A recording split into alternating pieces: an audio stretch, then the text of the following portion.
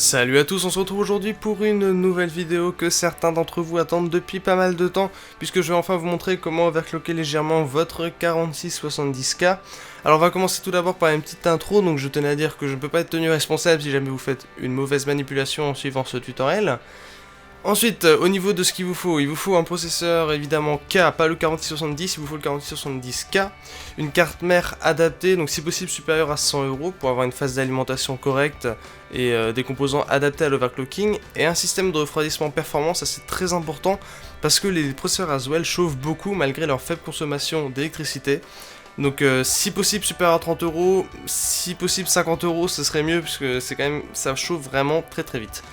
Alors, dans mon cas, je vais prendre donc la G45 Gaming de chez MSI et un H100i pour être tranquille. On va commencer par, pour faire la configuration, on va commencer par accéder au BIOS en appuyant sur la touche Supr, hein, c'est la même sur quasiment toutes les cartes mères. Je vous recommande ensuite de créer un profil, la plupart des cartes mères ont ça maintenant, vous pouvez créer un profil et de sauvegarder les paramètres que vous avez par défaut. Si jamais vous voulez faire un overclocking limité, vous avez la fonction OC Genie qui est intégrée chez MSI qui va vous monter le CPU à 4 GHz, donc c'est correct si vous voulez un très faible overclocking. Mais nous dans notre cas on va aller dans l'onglet OC, on va ajuster le CPU ratio, on va le monter directement à 42.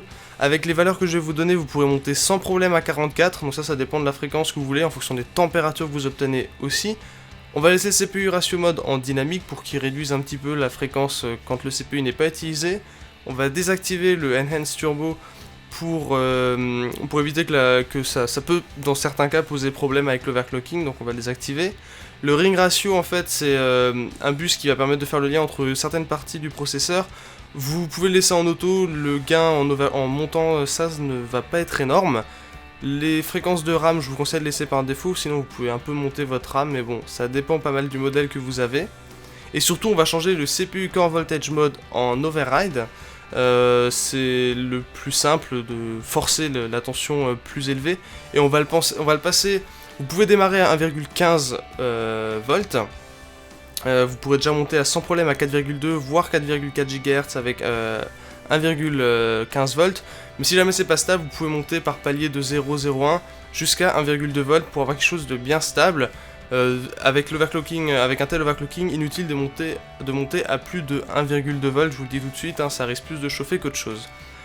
Pour les tests de stabilité ensuite, puisque bon, faut bien que ça marche tout ça, je vous conseille de lancer tout d'abord CPU-Z qui va vous permettre de vérifier la tension du processeur et la fréquence à laquelle il tourne.